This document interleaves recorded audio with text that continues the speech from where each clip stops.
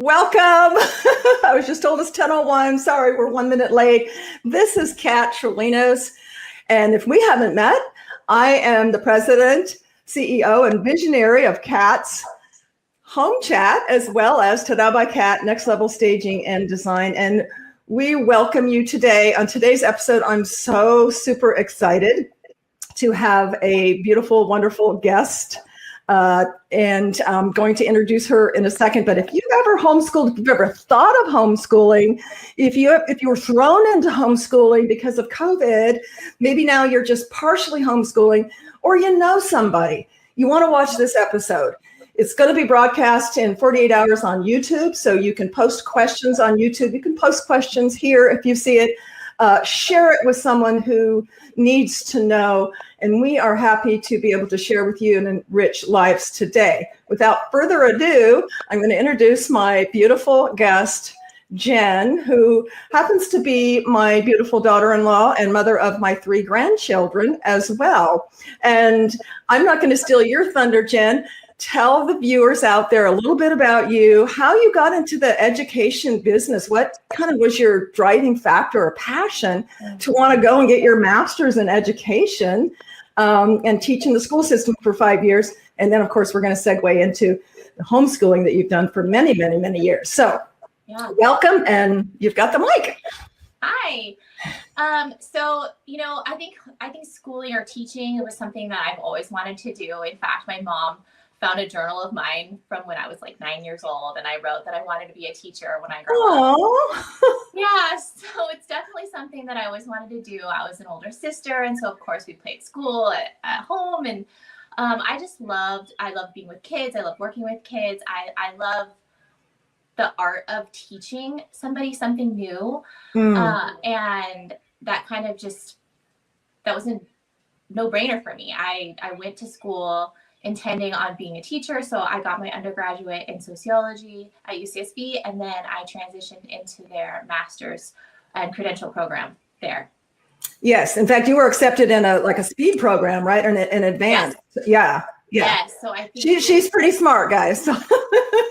I think, it was 16 months, and it was the credential and then the master's. Wonderful. And how long have you been homeschooling? I know, Lily's going to be 11, right? Yeah. So I've been homeschooling all along, so about 6 years. And yeah, it's definitely been a learning process for us. Awesome. And age is 11, 7, and 9. Oh, yeah, 11. Yeah. So we're going to get into that, guys, because I know, my kids are grown. I've got, beautiful grandchildren, 4 beautiful grandchildren, but it's a challenge, and I know many young mothers, are challenged and have been challenged with the whole being thrown into it with COVID. Is how do you navigate through tiered teaching with the multiple ages? And we're going to get into that, but I want to dive first, Jen, into the misnomers. This is one thing that really, when you and I were having a conversation, was kind of eye-opening to me, which is, what spawned the idea of, gosh, Jen has a lot to share that I think people need to know. And that is the misnomers between the traditional classroom setting versus how you homeschool. And I just feel that many parents are, kind of stuck on that when they're trying to create the homeschooling environment. Tell us your thoughts on that, Jen. Yeah, so I think you briefly said it before, but I taught in a public school for 5 years. And so I can really see the difference between what it's like to teach in that setting, what it's like to homeschool.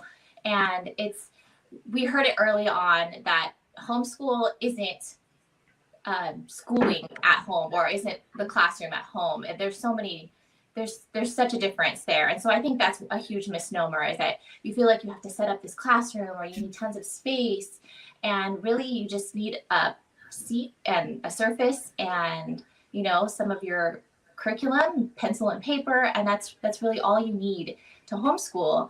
And it doesn't have to be a formal setting. You don't have to, have it broken down like a school day would be.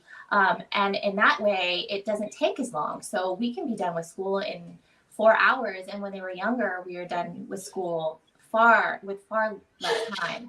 So I thought that was definitely for me as a school classroom teacher, that was a huge thing for me, that we didn't have to spend an entire day doing school, and getting just as much, if not more in, because it's, one-on-one or one-on-three kind of. Yes, that's a key point. As you were saying that it made me realize, well, of course, you're taking 25, 30 kids in a class.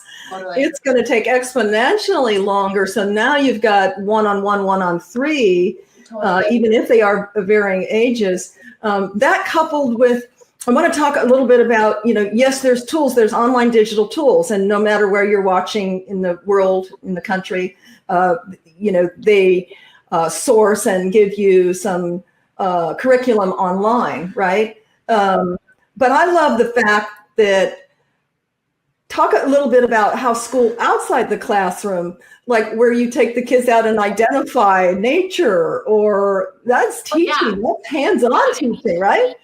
One of the, I'll talk about some more misnomers too, but one of the things that we love to do is camp. And so we have an RV or trailer, a travel trailer, and we take it on the road, and we can do homeschool on the road. And so we visited Mount Rushmore, and this year in our curriculum, we're learning about U.S. history. So last summer we visited Mount Rushmore and some of the national parks, and it's just a beautiful thing for them to learn about it, but also see it firsthand and have that experience. And we can do that all the time, whether it's, we're learning about birds, we can go look for birds, or we can go on a nature walk, or, so much of life. Absolutely. And even if you don't have access to go out to Mount Rushmore or what have you, right. You've got a backyard or a porch or a corner store, identify fruits. There's so many different ways, right? No matter what your life and lifestyle is, that you can educate in a real world sense, hands-on real world sense, not being regimented to the curriculum of just a book. Yeah, absolutely. And I think what we were talking about before is that, how you were saying a lot of people were pushed into homeschooling during COVID and everything. I think a huge misnomer as far as that's concerned is that you have to be an expert to teach. And you and I were kind of talking about this. Yes. Yeah, you kind of, once you start homeschooling, you grow with, not only do you grow with your kiddo, but there are just so many resources, as you say, out there where you can find more information on things these days, and the curriculum provides you with teacher talk and things like that, where you don't feel as, I guess, isolated. Yeah, absolutely. Yeah, wonderful. And I want to talk about that in the different age groups, particularly that you have, maybe preteen, older grade school, and even kindergarten, because I know that your youngest you started in kindergarten, or actually even earlier. So let's talk about, I know it's a little bit probably still on the misnomers. Maybe it was kind of an aha for me when we were talking, Jen, is how, and this is not to put down the school system or teachers. We love you, teachers out there, whether you're home teachers or, school teachers, we love you and appreciate you. But unfortunately, in the school system, just the way it's set up for so many one teacher to so many students, there's an agenda and a curriculum. And I know, I had a educationally challenged child that, the system wanted to push them through, and they didn't know how to teach, visually, in other ways that would, right. Because every student doesn't learn the same. Absolutely. Right, Jen? So what happens in the school? I know you were with the younger kiddos, but kindergarten and first grade, was it? Yes. But I think even as you advance into the higher grade levels, the agenda and the school system and the monetary composition and all of that lends itself to pushing them ahead. Right. Can you talk about that a little bit for our viewers? From my perspective as a public school teacher, yes. So I do agree with you. I think that is definitely It's definitely something that happens, that can happen. I know there are teachers out there who are doing their absolute best to get the kiddos into the programs that they need to be in order to help them throughout the school year. Yes. You know, again, you're one teacher with, I think I had 32 students my last year teaching, Wow. and I was the only one in there. So, Oh, wow. No teacher's aide or anything. I Wow. do not have a teacher's aide, and you know, you do the absolute best that you can, and because really, I mean, you love your students. But I think for, if I transition that into homeschooling, then, you know, Adam and I joke, because he's like, "What grade are the kids in?" We don't really give them a grade Equate. level. Ah. Yeah, and so I tell them what grade they're in, because you know, I don't want them to be caught off guard in public when somebody says, "What grade are you in?" But really, what we're doing is we're teaching, and we're, you know, they incrementally, and so Lily might be learning pre-algebra next year, and she's only 11. So Okay, and so I have to interject here because these are my beautiful grandchildren as well. Now, my never to be so humble, of course, comment is that they have fabulous genes, which they do. I'm part of it being glamour, but these two are pretty brilliant. So we had some good genes going on. However, I strongly, and I believe in my heart, that the homeschooling that Jen and Adam have implemented has accelerated. I've seen it, you know, since day one, and they are so advanced. It's mind-boggling, and I guess that's one of the reasons, Jen, that propelled me to want to have you on the show, because I really believe the power of what you guys have been doing has really advanced the children.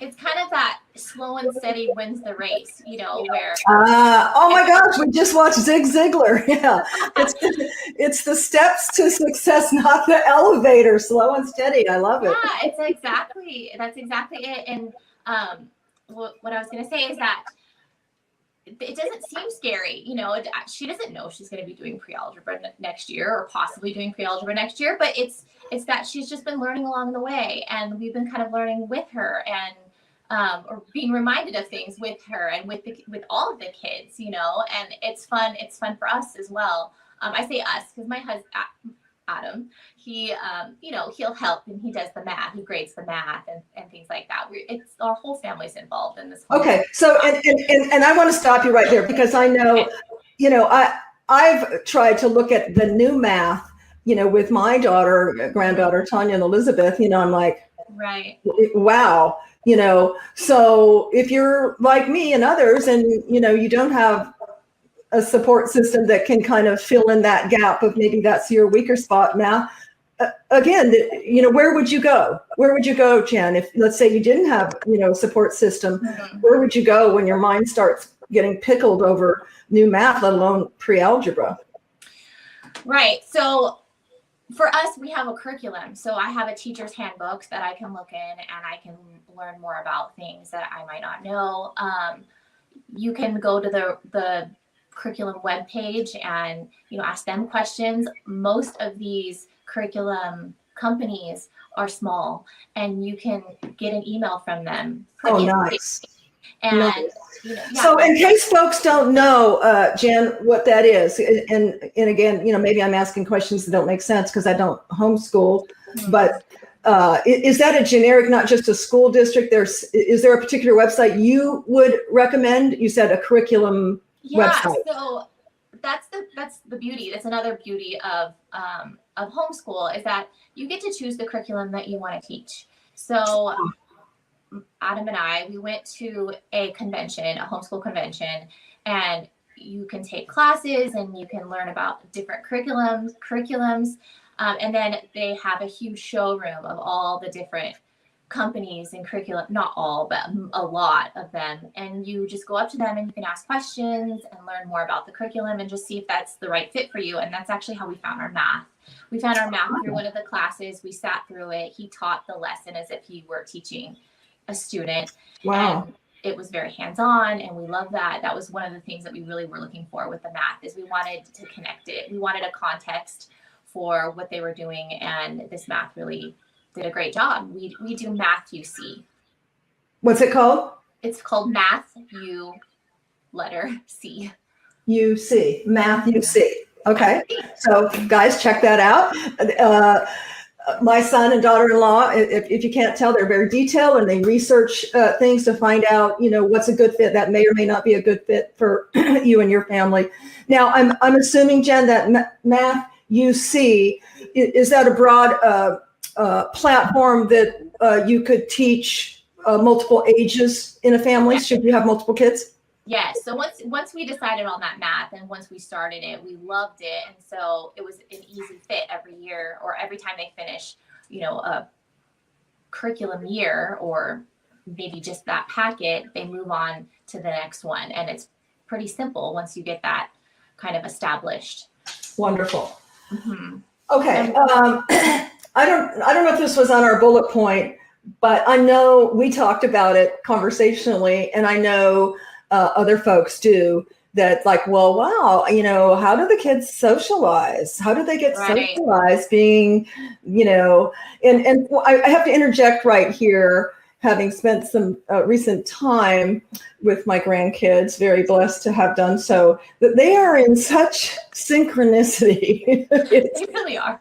Amazing. Their siblings are related, but it's beyond that. I don't even have time to go into all of the detail because there's a boy and two girls and the age differences, but from tea party to cowboy, enmeshing and synchronicity that's mind blowing. Right. So how would you answer that, Jen, for folks that said, oh, well, gosh, how do you socialize them?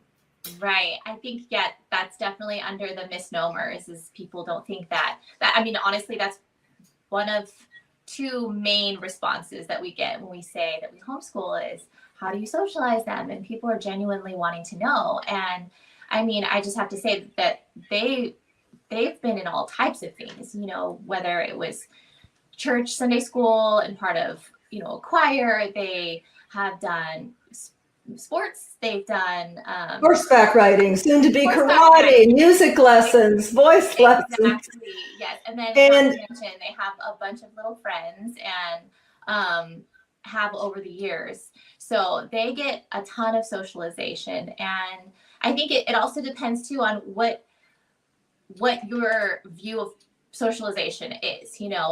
For us, school is school. We're not necessarily socializing in school. It's our extracurricular activities that creates that socialization. And it's also how, we teach them, look into somebody's eyes, ask them questions, be a good listener, those type of things that are just skills that they just need to know in general. So I love that, Jen. I really love that because I personally believe that, unfortunately, some parents have, with busy lives and both parents working and all of that, Definitely left the school up to have the responsibility of socializing them. Right. And so I love that, because those are things that you can and have, taught them instead of the hard way of, so-and-so's mean to me and they're ganging up, having to navigate through, that kind of thing, relational thing. Yeah, absolutely. Right. Absolutely. Before we get off misnomers, is there anything else, Jen, that's top of mind for you that we haven't covered on that? I think one of the things that somebody has, or not somebody, but generally people say is, both to Adam and I, is, you homeschool, you must have the patience of a saint or whatever. And that, while that's a kind comment, it's sort of, I don't know, it discounts the fact that I'm not all that patient. Of course, I'm learning to be patient, but so what has helped you harness that patience? The patience needed to do homeschooling. What do you think through the years? Well, I think it's just, I guess, self-control, and also teaching my kids to have respect for others, which helps with, patience as well. So we learn together, it's like when somebody says, oh, your kids are so well behaved. Well, there was a lot of work put into that beforehand and to get them there. students that are well behaved, or kids And, that are well behaved. and I want to say routine also. I mean, I was so impressed in our recent visit when, number one, they use their inside voices. I didn't even know they were up. They've been, I can see they were trained to do that. And secondly, they had, one of them was to empty the dishwasher. The little one was to feed the dogs. And I don't know what the other is, but they had their list of things that they're to do before you all even get up. Yeah, exactly. And I think that bringing that into homeschool, that's a huge thing, because now that they're at a level where they can do independent work, obviously my youngest, he's not doing quite the independent work that the girls are doing, but they can get up, and they get up and they do their math. So we usually work on a math packet for a whole week. So after the first day, it's review. So they can do their math pages in the morning. They do reading in the morning.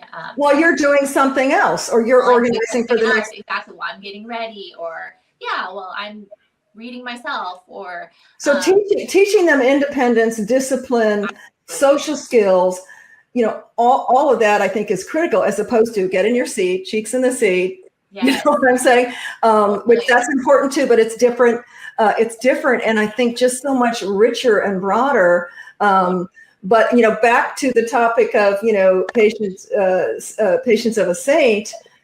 That took organization, pre-thinking, having them organized so that you can organize your day, and get the best from and out of them. It's prep, right? And painting, it's the prep work, Yeah, and it's the amount of time you're sitting there. It's not taxing. I mean, of course it can be. You might be working through something and they might not be getting it, and that can be frustrating for everybody. But it's not a taxing day. To where you're going to lose your patience, or it's going to, you haven't been fed. Because you don't have to push through that, 30 minutes, and then you've got to do this, and then you've got to do that. So you take a break, you take a breather, you take a break. So that flexibility, that's amazing. Yeah, and you can say, we're going to work on this for another 10 minutes, and then we're going to come and revisit this tomorrow, and we'll revisit this until you get it, and that's also another beauty of homeschooling, that you can work on something. You can take some time and work on something they might be struggling with and give it more time. I love that, because we're all human beings with different human dynamics, even as adults, Right. Sometimes I'm just going to shut this down and go away from it, and then come back, You don't overtax the frustration level. Yeah. I love that. Take a 10-minute break, go run outside for a little bit, and we'll come back and refocus. Right. So on that, do you schedule that, like they do in schools, recess time, or, stretch time, play time? Is that an integration, as long as the weather's good? Yeah. So what we do is we do our independent work, and then we create longer breaks. And so there's an hour of, just go play time. And then we'll revisit school, and then we'll work on it for a couple more hours, and then we have lunch, and then they can do something after that. So the day I don't like sitting down and just pushing through our homeschool day. We really break it up into sections, and that also allows me to get things done that I need to get done around the house as well.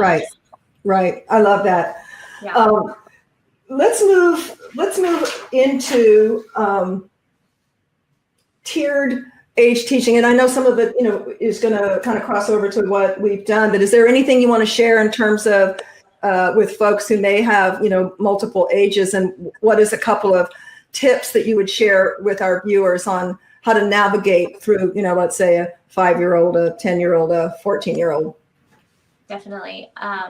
So when we went to our convention, I'm a huge advocate of going to one of the homeschool conventions. They're encouraging, they're inspiring, but one of the things that somebody said to us was that homeschooling with multiple ages is like a school bus with different stops. So you're all kind of heading in the same direction, you're going home, but everyone kind of is being dropped off at a different place. And that's kind of the same thing with school, is that, for example, this year we're doing U.S. history, so we're doing state reports, and which is just a report on the state. And for us, we do it together. We all learn about the state together. We figure out the state bird and the flower, and we learn about the motto and the seal and kind of the history behind all of that. And we all three of them do the same thing where they cut it out, they paste it in, they write the motto, they write the state capital. For Ezekiel, that's it. That's what he does. The girls, as we're learning about it, they are writing facts down about the state. And so they have to, use sentence structure, and they have to use proper grammar and practice that right now. Whereas Ezekiel, he can kind of stop there and just listen. And so it's tailored. You're doing the same thing, but it's just tailored to their ability. And that's wonderful. The girls are doing the same writing program, but because Ella's younger, I don't expect the same type of writing and the same, I guess, detail that I would expect from Lily, because she's been doing it longer. So in that sense, it's really nice because you just tailor in that moment. There are some things like math where we're not all doing the same thing. And sure. In that way, the girls might be working on something independently, and I'm just working one-on-one with Ezekiel. And then when they need my help independently, then he's doing something not independent. When they're needing my help, then he's working on something independently. And so that's kind of how we I love that. So that's a perfect, example of, how you can streamline and maximize those tiered aging, kiddos that you're teaching. And it makes sense now too. It's just a natural symbiotic movement for the younger kids to be elevated, right? Right. Because you're not just limiting them. Okay, cut out a picture and here's it's kind of, synergistically weaving, how can you not elevate your learning? How could the little one not elevate their learning? Right. Because of this, especially in something like history. Yeah. That's genius. Yeah, that's wonderful. So how, Jen, with 3 kiddos, 11 and younger, and a husband and a house and everything, how do you balance, your personal life? What would you like to share with our viewers on how you balance your personal life when you're full-time, full-time, which again, it's not 8 hours at school, but, full-time educator. How do you balance?